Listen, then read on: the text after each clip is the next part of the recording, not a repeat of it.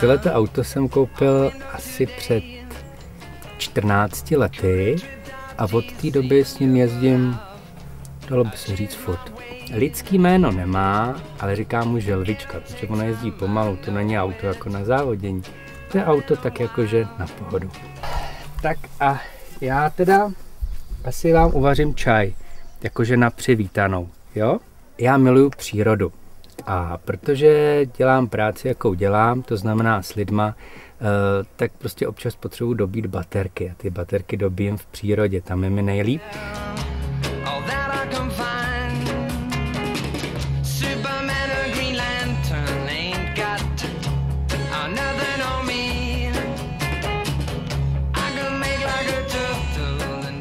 Já jsem si ho samozřejmě koupil jako pro osobní účely, že? Abych si ho prostě užíval já. Ale samozřejmě tím, že prostě jezdím všude možně prostě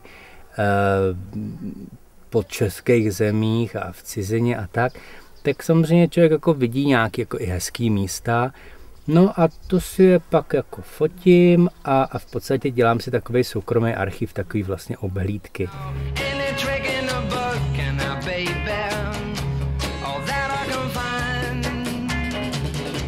To je dobrá vychytávka.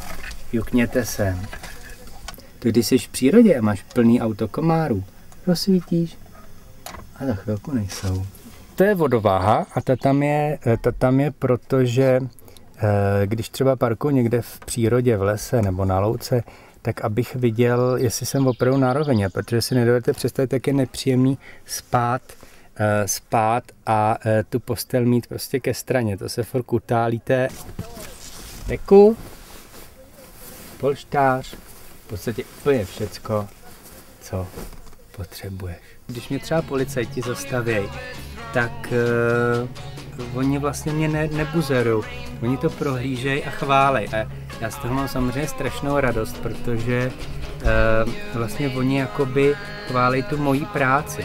Přestože to vypadá takhle jakoby hippiezácký, feťácký auto, tak naopak jako všichni jsou strašně jakoby vstřícný a takový jakože že milý, no. Takže plodí opačné reakce, než by si jako někdo myslel. No.